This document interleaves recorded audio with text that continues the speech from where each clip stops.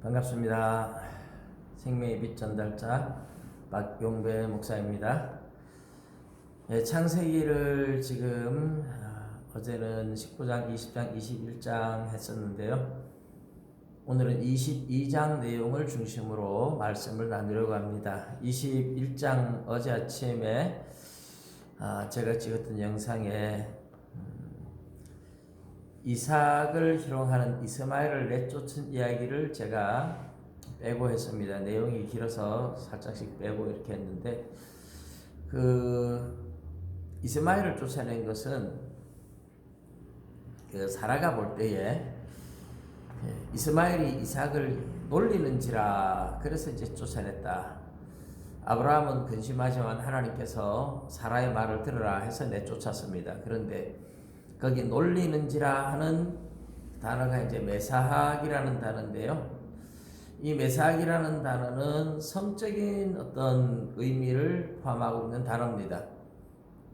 나중에 이삭이 그랄 땅에 이제 갔을 때 아비멜렉에게 자기 아내 리브가를 아내라고 말하지 못하고 누이라고 했다가 나중에 창 밖으로 내다보는 이제 아비멜렉 눈에 이삭이 그 안에 리브가를 껴안은 것을 봤다. 그런데 거기에 껴안았다는 단어도 메사학이라는 단어예요. 이스마엘이 이삭을 놀렸다 할 때에 사용했던 메사학, 동일한 단어죠. 그러니까 이스마엘이 뭔가 성희롱했다는 의미입니다. 그러면 이제 어려서 이삭이 이스마엘한테 그렇게 성적 학대를 받을 정도로 학대를 받으면서 자라면 나중에 부모님 돌아가시고 난 후에 이삭은 이스마엘을 두려워하게 되고 뭔가 이스마엘에게 끌려다녀야 되는 자유가 없어지는 거죠.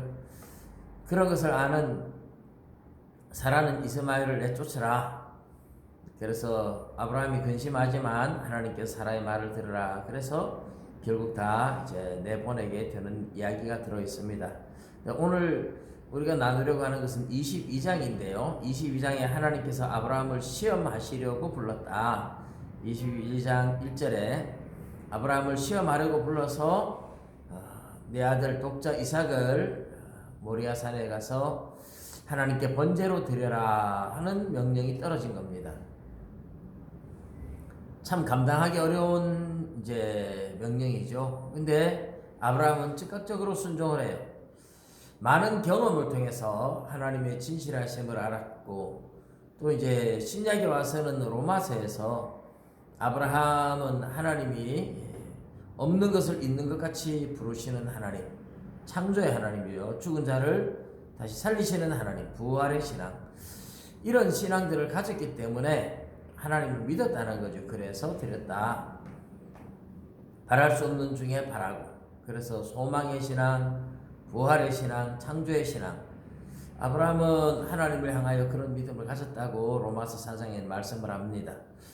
중요한 것은 어쨌든 아브라함은 자기 아내 사라에게도 말하지 않고 종들을 데리고 이제 멀리 3일 동안 갑니다.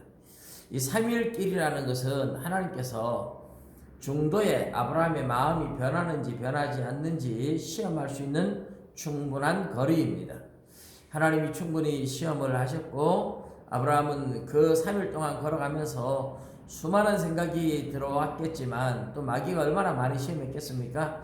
아들을 바치라니 말이 되느냐, 온갖 마귀가 온갖 생각을 불어넣었겠지만, 아브라함은 끝까지 하나님 명령 하나 붙잡고 말씀 하나 붙잡고 가게 됩니다.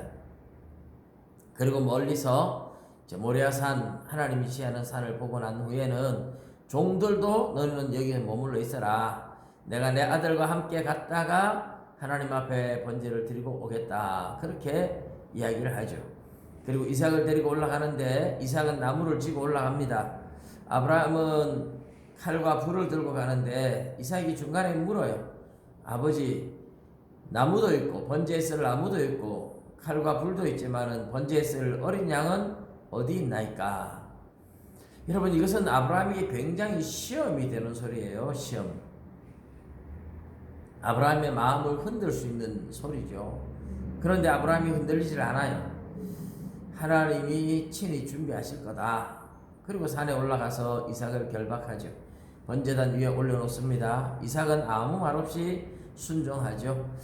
물론 그 시대의 족장 아브라함의 권위는 절대적이어서 뭐 자식이 죽으라 그러면 죽어야 될 정도로 권위가 있는 시대였긴 하지만 어쨌든 이삭은 절대적으로 순종하죠. 칼로 찍어 쪼개려고 할 때 하나님께서 아브라함아 아브라함아 부르시면서 됐다는 거죠. 네가 네 아들 독자도 아끼지 않고 내게 바치니까 네가 나를 경외하는 줄 이제야 내가 알았도다. 사실 뭐 하나님이 정말 몰라서 이제야 알았도다 이렇게 말씀하시는 게 아니고요. 이것은 사람에게 순종의 경험을 통해서 온전한 순종, 온전한 믿음이 되도록 만드는 겁니다. 우리가 머리로 알고 할 수 있다고 생각을 하지만 실제로 체험적으로 경험적으로 내가 해보지 않으면 그것이 내 믿음이 되지 않을 수도 있어요. 그래서 하나님께서 실제로 경험적으로 순종을 하도록 하나님이 시험하지만은 경험적으로 순종하도록 만들었다 이렇게 볼 수 있습니다. 그리고 수풀에 걸린 산양을 잡아다가 번제로 드렸는데 그래서 여호와의 산에서 친히 하나님이 준비하신다 그래서 여호와 이레라는 말이 그때부터 생겼죠. 예, 여기서 우리가 알 수 있는 아주 중요한 이야기 하나를 덧붙이면 하나님은 아브라함을 시험하기 위해서 아들 번제로 바치라고 했고 그것이 하나님의 목적입니다. 하나님을 경외하는지 시험하기 위해서 하나님이 몰라서 시험하는 것이 아니라 이미 말씀을 드렸지만 아브라함의 믿음을 경험을 통해서 순종을 통해서 견고하게 만들어 주려는 것이 더 큰 목적이라고 볼 수 있습니다. 근데 아브라함이 순종을 통해서 이렇게 경험을 통해서 믿음이 온전해지지만 더 중요한 것은 이것을 통해서 하나님의 마음을 배우는 거예요. 하나님의 마음. 예, 하나님이니까 그냥 다 할 수 있다 이렇게 하면 안 되고요.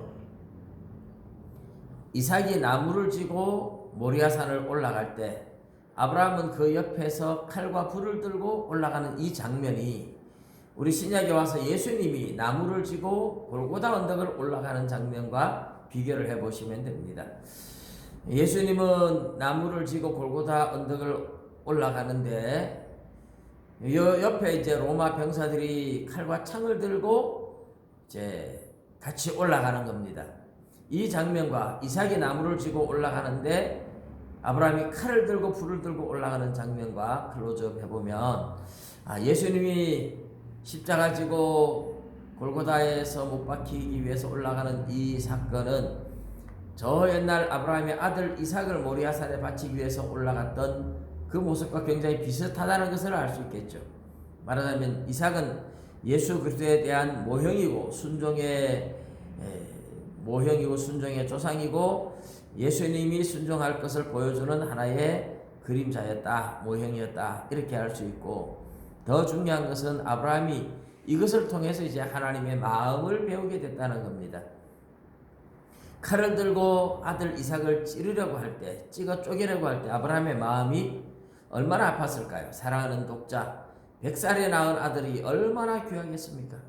그럼에도 불구하고 하나님의 명령을 따라 찍어 쪼개려고 할 때 아브라함은 손도 아마 벌벌 떨렸을 거고 눈물도 뚝뚝뚝 떨어졌을 것이지만 하나님의 말씀이니까 그냥 순종했습니다.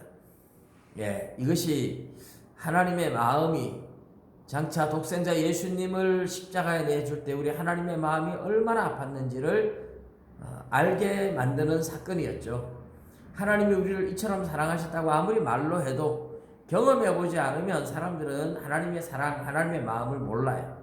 근데 아브라함이 직접 아들을 바치려고 하면서 그 아픈 가슴을 통해서 하나님이 이렇게 우리를 사랑했구나 하는 것을 배우게 된다는 겁니다. 여러분, 하나님이 우리에게 기도해라, 하나님이 우리에게 전도해라, 이웃을 섬겨라, 사랑해라, 이 모든 것은 물론 하나님이 우리를 쓰시고 우리를 통해서 하나님의 일을 하시지만 더 중요한 것은 하나님의 마음을 배우게 하는 겁니다. 우리가 경험해보지 않으면 하나님의 사랑, 하나님의 마음을 이해하지 못해요.